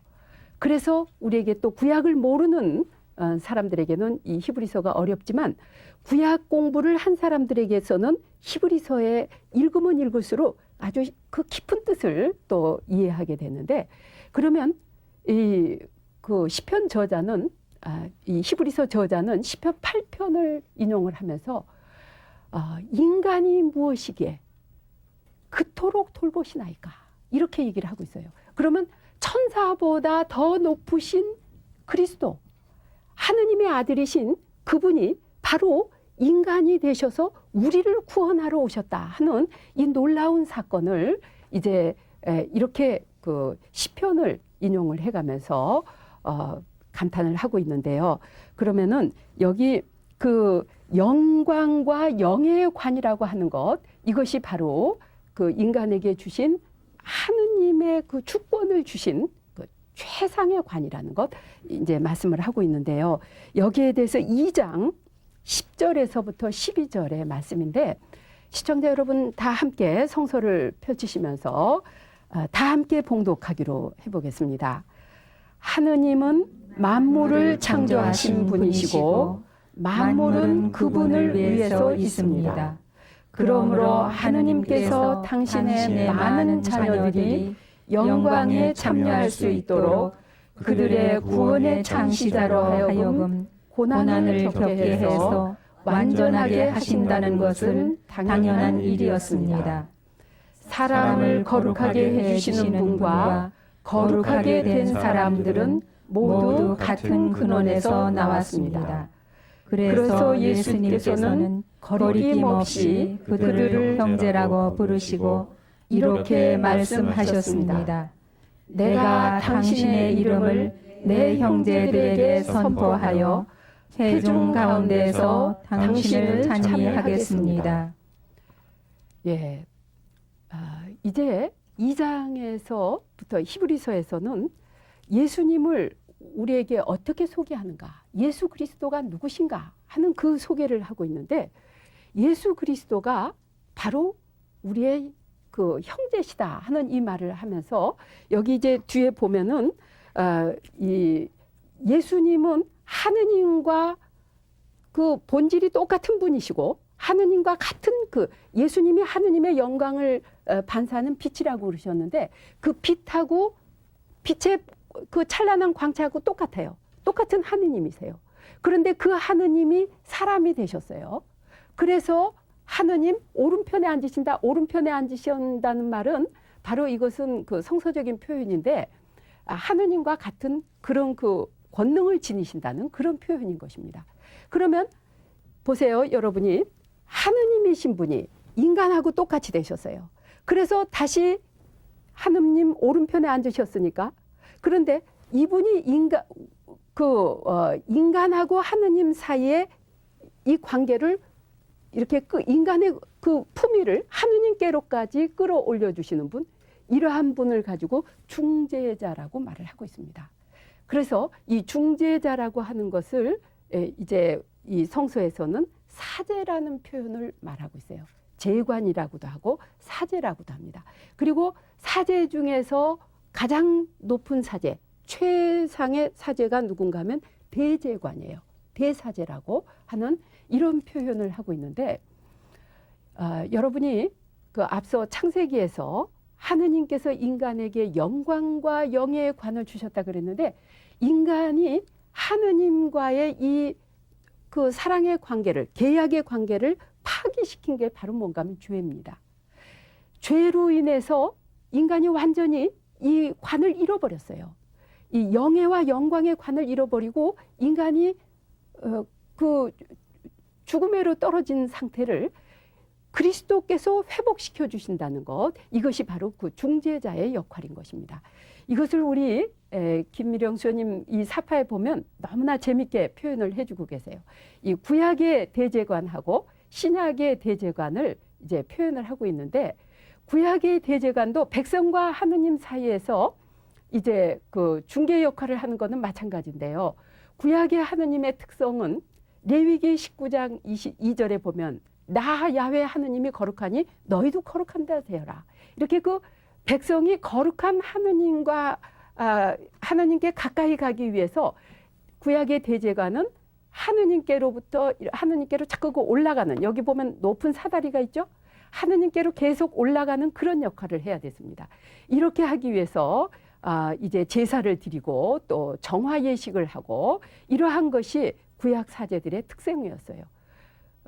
아주 대표적으로 모세라든지 아론, 이제 그 모세가 하느님의 그 예언자라고 할 때 아론이 선택받은 사제라고 할 수가 있겠는데, 이러한 것이 바로 이제 그 구약 대제관의 특징인 것입니다. 그러면 구약의 이 대제관은 언제부터 있었느냐면 출애굽 때부터, 그 출애굽 이후로 생긴 제도죠. 에집트에서 탈출해서 약속의 땅으로 오는 동안에 시나이산에서 이 받은 율법에서, 레위기에서 이러한 것이 나타납니다. 그런데 히브리서에 나타나는 신약의 대제관은 바로 하느님의 이 4장 16절에 보면 하느님의 자비와 하느님의 은총으로 그 우리를 하느님께로 높여주시는, 그러니까 하느님의 아들이시지만은 사람이 되셔서 우리를 하느님과 높여주시는 분. 그래서 구약의 그 사제가 백성과의 그 분리를 자동적으로 이 분리가 됐어요. 구약의 대사제는 거룩해야 되고 여러 가지 규정을 지키면서 백성의 그 특별히 죽음이라든지 여러 가지 부정을 타는 그런 것에 가까이 하면 안 됐는데, 신약의 대사제는 백성에게로 내려오십니다. 그래서 백성과 일치하시는 대사제. 그래서 구약의 대사제는요, 마카베오 시대, 예수님 시대에 가까이 오는 그 마카베오 시대에 오면은 이것이 백성 위에 있는 그 사제직이기 때문에 야심과 오만, 이 지배를 하는 그런 그것으로 타락이 됐지만, 여기서 신약의 대사제는 이 겸손과 순종과 십자가로 바로 우리를 하느님의 그 하느님 집의 상속자로 만드신 거예요. 그래서 이것이 바로 에집트에서 약속의 땅이 아니라 세상에서 아버지께로, 이것이 그 파스카를 구약에서 예표했었던 세례 성사로서, 구약의 제사는 구원이 없었지만 세례 성사를 받음으로써 완전한 구원을 받고 성체 성사를 받음으로써 이 그리스도와 일치하는 이러한 것이 신약의 대사제입니다. 그래서 신약에서 이 사제직의 표상, 그리고 십자가로서 구원을 받는다는, 십자가의 날틀을 타고 이제 은총으로 구원을 받는다는 이러한 것이 바로 이 신약 대사제의 구약과 이 신약의 대사제의 그 차이점이라고 할 수가 있겠어요. 그래서 구약 대사제와는 달리 신약의 대사제는 우리와 똑같은 인간, 허약한 인간의 본성을 지니신 그러한 하느님, 이러한 분을 이제 우리는 대사제로 모시고 있다 하고 히브리서는 말씀을 하시는데, 2장 17절에서부터 18절 사이를 또 다 같이 방청객이 함께 봉독을 해주시죠. 그러므로 그분은 모든 점에서 당신의 형제들과 같아지셔야 했습니다. 그래서 자비롭고 진실한 대사제로서 하느님을 섬길 수가 있었고, 따라서 백성들의 죄를 없이 할 수 있었습니다. 그분은 친히 유혹을 받으시고 고난을 당하셨기 때문에 유혹을 받는 모든 사람을 도와주실 수 있으십니다. 예, 여기서 신약의 대사제는 우리와 똑같은 인간이 되셨다는 거예요.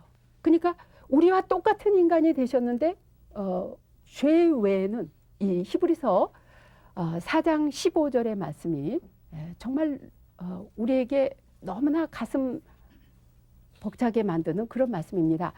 하느님의 아들이 인간이 되셨는데 우리와 똑같은 인간이 되셔서 우리와 똑같이 시련을 받으시고 유혹을 받으셨는데 죄 외에는 우리와 똑같이 되셨다. 그런데 하느님은 정의의 하느님이십니다. 사랑의 하느님이실 뿐만 아니라 정의의 하느님이시기 때문에 이 하느님의 그 인간과 하느님과의 관계를 깨트리는 그러한 것에서 가장 걸림돌이, 큰 걸림돌이 무엇인가 하면 죄인데요. 그 죄를 다시 회복시켜 주시기 위해서는 대가를 치러야 됩니다. 그것이 고통이에요. 또 그 고통이 극에 이른 것이 죽음이죠. 그런데 신약의 대사제는 이 고통과 죽음을 자기가 스스로 받으심으로써 인간을 그 십자가의 고통을 통해서 인간을 하느님께로 들어 올려주시고 구원해 주셨다는 이러한 교리가 바로 이 히브리서에 나오는 교리인데요. 이것을 지금 나타내는 또 말씀이 3장 6절의 말씀입니다. 이 3장 6절의 말씀 우리가 여러분이 표시를 해놔두고 이제 3장 1절에서부터 5장까지 이 대제관 예수님에 대해서 잠시 우리가 또 묵상하기로 하겠습니다.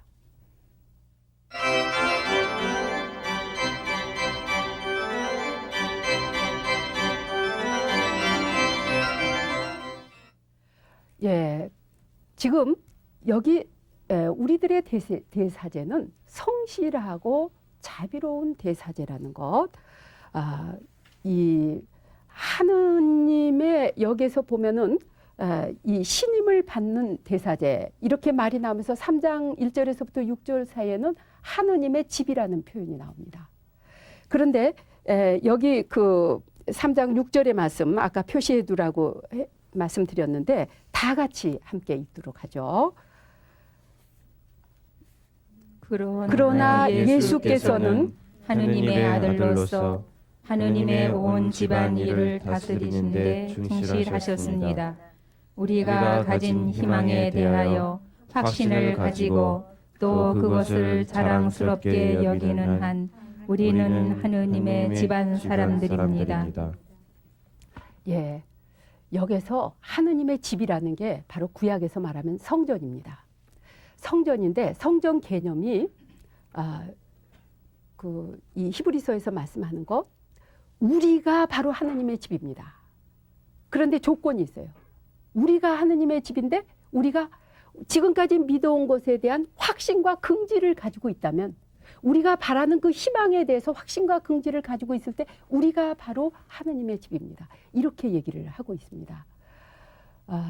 이 시간을 시청하시는 분들 중에서 특별히 우리 많은 젊은이들에게 이 확신과 긍지가 있을 수 있기를 우리 모두 함께 기도했으면 좋겠습니다. 많은 젊은이들이 하느님의 말씀에 대한 이 확신과 긍지가 없기 때문에 교회를 나가도 그냥 건성으로 나가게 됩니다. 그리고 지금까지 히브리서 제가 그 끙끙대고 설명을 했는데 참 어렵습니다. 말이 어렵죠. 이 교회에 나가서 교리를 배워도 어렵습니다. 알아듣기 어려운 옛날 고풍의 옷을 입고 있기 때문에 그냥 어쩔 수 없이 의무적으로 세례를 받은 신자이기 때문에 의무적으로 하느님 그 성전에 나가지만 여기에 그 자기 신앙에 대한 확신이 없는 거예요. 또 긍지도 없습니다. 긍지라는 거 자랑으로 여긴다는 거예요. 그래서 친구들 사이에서 내가 그리스도인이다, 그리스도 신자다 하는 확신도 말을 할 수가 없고 또 여기에 대한 긍지를 가지고 자랑도 할 수 없는 이러한 것이 나오는데 히브리서를 통해서 이 하느님 말씀에 대한 확신과 긍지를 가질 수 있도록 이 말씀에 순종할 수 있는 그리고 말씀을 알아들을 수 있는 그런 그 은혜를 특별히 청하면서요. 하느님 말씀의 특성을 나타내고 있는 4장 12절에서 13절의 말씀을 듣도록 하겠습니다.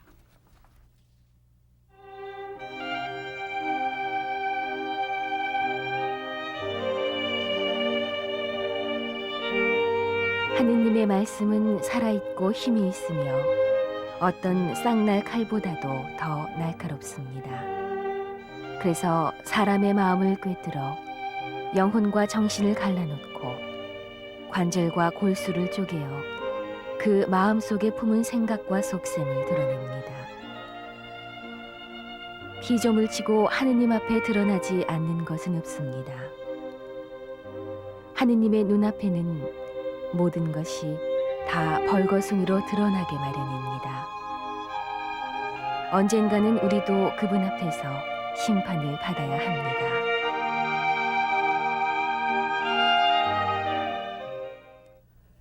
예, 하느님의 말씀이 살아있다는 것을 히브리서 저자는 쌍날칼, 양쪽에 날이 선 그 칼로 비유를 하고 있습니다. 이것은 하느님의 말씀의 그 역동성을 나타내는 것입니다. 그래서 이 하느님 말씀이 어떤 그 성격을 지니고 있는가 하는 것을 히브리서 이제 4장 12절에서 13절에 여기 사파를 보시면서요. 하느님 말씀의 특성을 보겠습니다. 하느님의 말씀은 살아있고 힘이 있다. 예. 그래서 이것은 날카로운데 이 어느 정도 날카로우냐 하면은 어떤 쌍날칼보다도 날카롭다. 사람의 마음을 꿰뚫는다. 그래서 관절과 골수를 쪼개서 그 마음에 품은 생각과 속셈을 드러낸다. 그러니까 이것은 바로 하느님 말씀이 인간의 가장 내밀한 곳, 그리고 이 관절과 골수는 인간 육체에서 제일 그 빽빽하게 들어차고 내밀한 곳으로 이 시대 사람들이 생각을 했어요. 그러니까 인간의 육체와 인간의 마음, 영혼 깊숙이까지 스며들어가서 온통 흔들어 놓는 것이, 온통 변화시켜 놓는 것이 하느님 말씀의 특성인 것입니다.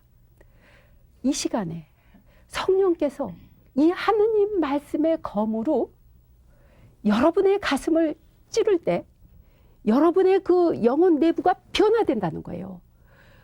그리고 육체까지도 변화된다는 것입니다.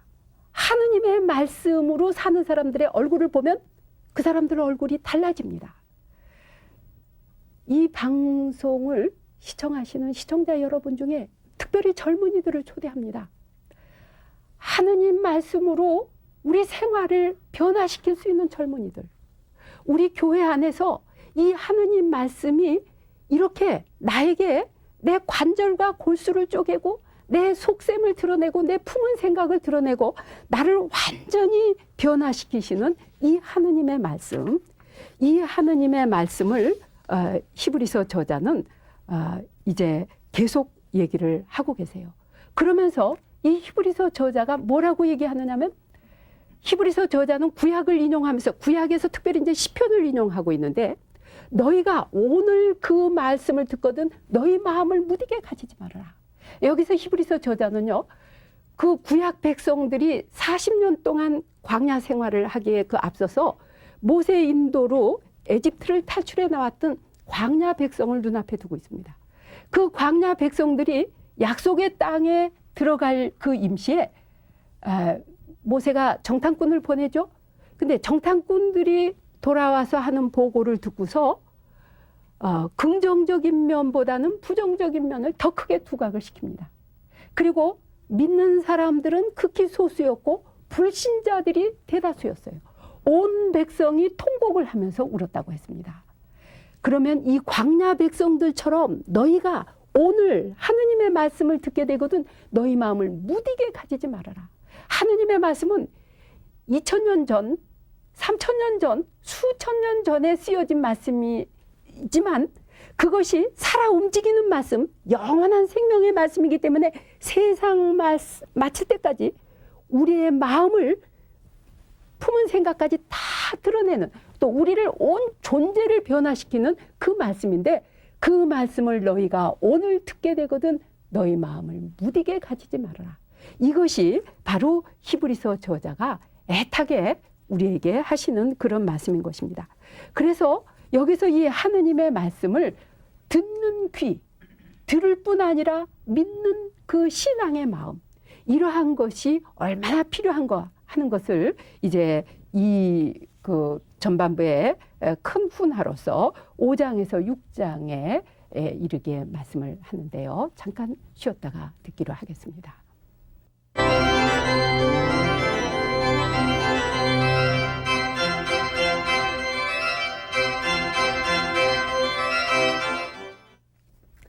예, 이제 이 히브리서 저자는 이러한 그러니까 하느님이 누구신가, 그리스도가 누구신가, 그리고 우리는 누군가, 또 하느님의 말씀이 무엇인가 하는 것을 말씀을 하시면서 이제는 그리스도 신자들이 지켜야 될 또 그리고 하느님께로 나아가기 위해서 필요한 훈화를 주고 계십니다. 그러니까 이 히브리서는요, 누구를 대상으로 쓰여졌느냐면요, 세례받은 지 오래된 그리스도 신자들. 그런데 세례는 받아놓고서 교리도 잘 모르고 그리고 신앙의 열정도 없고 그렇다고 해서 확신도 없고 그냥 왔다 갔다 하는 주일 신자들, 예, 이런 사람들을 대상으로 해서 쓰여졌습니다. 바로 오늘 우리가 아닐까 하는 생각을 해봅니다. 그래서 이 하느님 말씀을 듣기 위해서 우리가 성숙한 신앙생활을 해야 된다 하는 것을 아주 간절하게 간곡하게 얘기를 하고 계시는데요. 그러면 성숙한 신앙생활을 할 때 우리는 우리의 그 중재자이신 예수님께서 죄 외에는 우리와 똑같이 자비로우신 분, 이 자비로우신 하느님을 우리는 의지해서 하느님의 집에 들어가고 그 다음에 하느님의 안식에 들어가자는 그런 말을 하고 있습니다. 4장의 말하고 연결이 되고 있는데요. 여기서 4장에서 말하고 있는 하느님의 집이라든지 하느님의 안식, 이 하느님의 집은 하느님의 약속이 성취되는 것입니다. 또 하느님의 안식이라는 표현도 성서적인 표현인데 우리의 희망이 완전히 실현되는 이러한 상태에 들어가기 위해서, 그러니까 우리가 신앙생활에 열성이 없고 우리가 아무리 내가 기도를 하려고 해도 기도도 잘 되지 않고 신앙생활을 잘 할 수 없는 사람이라 할 때 이 히브리서의 공고대로 우리가 하느님 말씀에 대한 그 확신과 믿음을 가지고서 성숙한 신앙인이 될 때, 그러니까 유치한 그 교리 초보적인 단계를 벗어나서 성숙한 신앙인이 될 때 우리는 하느님의 그 약속에 대한 성취를 받게 되리라, 안식에 들어갈 수 있으리라 하는 이러한 것을 말씀을 하고 계세요. 그래서 이 부분에서는 초대교회에서 예비신자들에게 가르쳤던 6가지 교리, 말하자면 죽음에서부터의 회개, 신앙, 세례, 안수, 죽은 자들의 부활, 영원한 심판, 이러한 것에 대해서 길게 설명을 하고 계시는데 예수님께 대해서는 여기 빠졌지만 대전제가 돼가지고 있습니다. 그러면 여기에서 이 하느님께 대한 희망을 성취시켜 주실 그러한 것을 아브라함의 예를 들어가면서 또 길게 설명을 하는데, 이 시간을 이제 맞춰가면서요, 우리가 히브리서 6장 1절에서 3절의 말씀을 들으면서 마무리를 하도록 하겠습니다.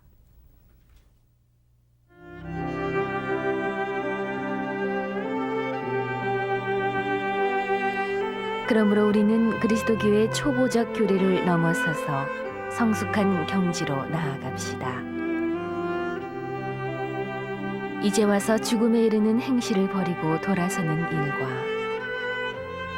하느님을 믿는 일과 세례와 안수, 그리고 죽은 자들의 부활과 영원한 심판과 같은 기초적인 교리를 다시 배우는 일은 없도록 합시다. 하느님께서 허락하시는 대로 우리는 성숙한 지경으로 나아가야 합니다.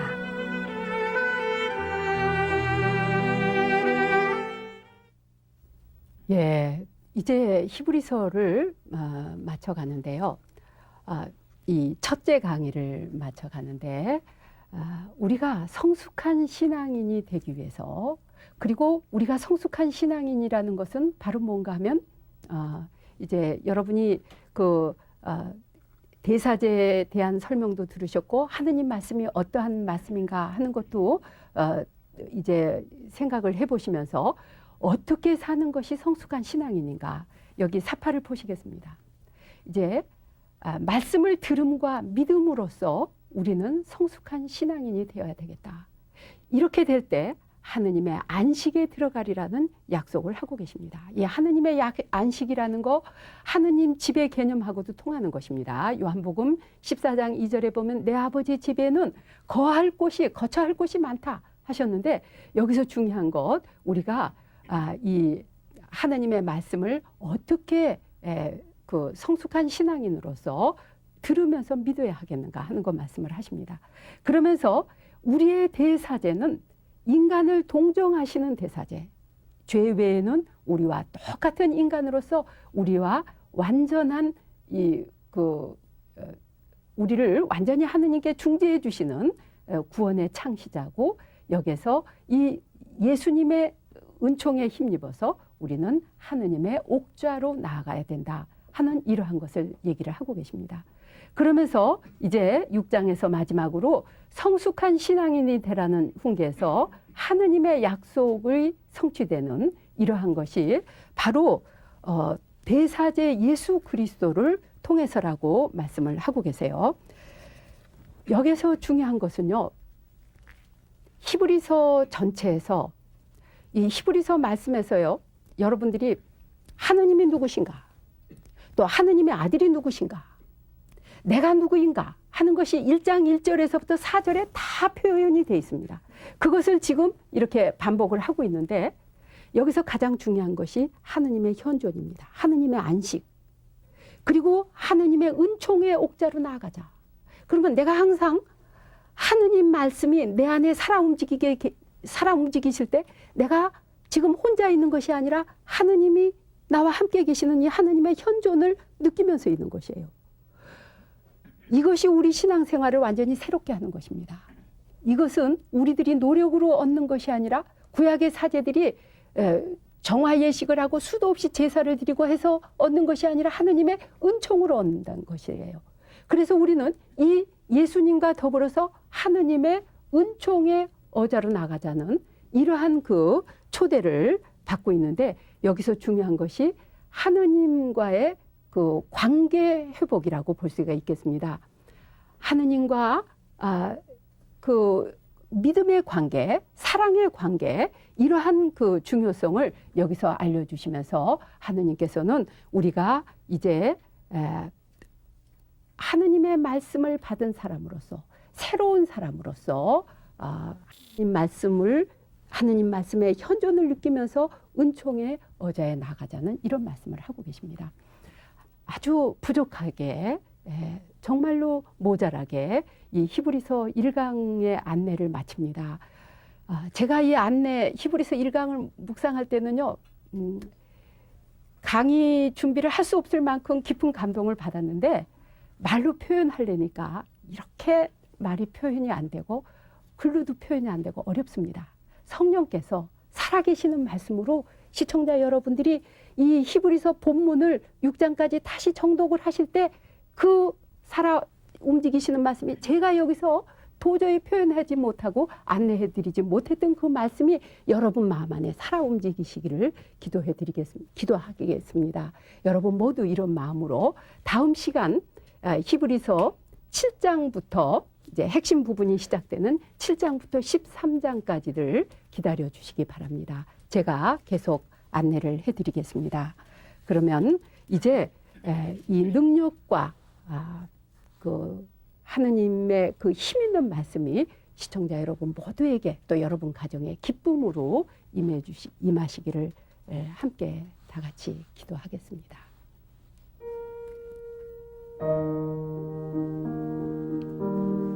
성부와 성자와 성령의 이름으로 아멘.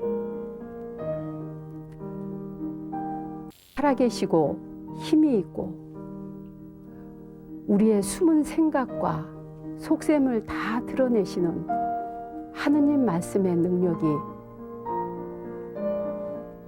시청자들 한 사람 한 사람 마음속을 뚫고 들어갈 수 있게 주님의 성령께서 역사해 주시고, 특별히 이 말씀의 복음이 전해지지 않는 북한 우리 동포들에게도 이 말씀이 은총의 십자가를 타고 전해질 수 있게 해주시며, 특별히 우리 젊은이들 가슴속에 주님 말씀에 대한 사랑과 열정을 주심으로 주님은 세세의 찬미와 영광을 받으소서.